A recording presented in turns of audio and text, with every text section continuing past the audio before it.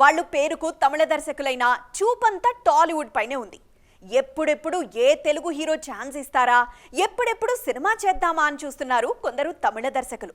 సొంత ఇండస్ట్రీలో కొండంత ఇమేజ్ ఉన్న తెలుగులో మార్కెట్ కోసం తెగ ప్రయత్నిస్తున్నారు వాళ్ళు.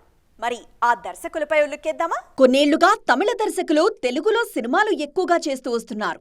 మహేష్ తో మురుగదాస్ స్పైడర్, రామ్ తో లింగుస్వామి వారియర్, నాగ చైతన్యతో వెంకట్ ప్రభు కస్టడీ, ఇలా వరుసగా తెలుగులోనే సినిమాలు చేస్తున్నారు తమిళ దర్శకులు.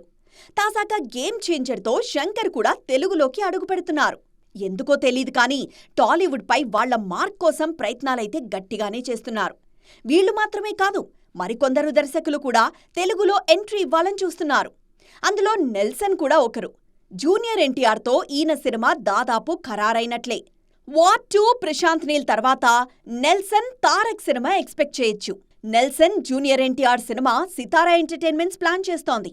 అలాగే అట్లీ కూడా చాలా ఏళ్లుగా టాలీవుడ్లో ఓ సినిమా కోసం ట్రై చేస్తున్నారు. ఆ మధ్య అల్లు అర్జున్ సినిమా కన్ఫర్మ్ అనుకున్న దశలో చివరి నిమిషంలో ఆగిపోయింది. కాస్త లేట్ అయినా అట్లీ కూడా తెలుగులో సినిమా చేయడమైతే పక్కా. సెన్సేషనల్ డైరెక్టర్ వెట్రిమారన్ సైతం తెలుగులో ఓ సినిమా చేయాలని చాలా కాలంగా వేచి చూస్తున్నారు. జూనియర్ ఎన్టీఆర్తో ఈయన సినిమా ఉంటుందనే వార్తలు ఎప్పట్నుంచో వినిపిస్తున్నాయి. సాక్షాత్తు తారక్ సైతం వెట్రిమారన్తో సినిమా కోసం వేచి చూస్తున్నారు. మొత్తానికి ఈ దర్శకులంతా టాలీవుడ్లో తమ బ్రాండ్ చూపించాలని తహతహలాడుతున్నారు.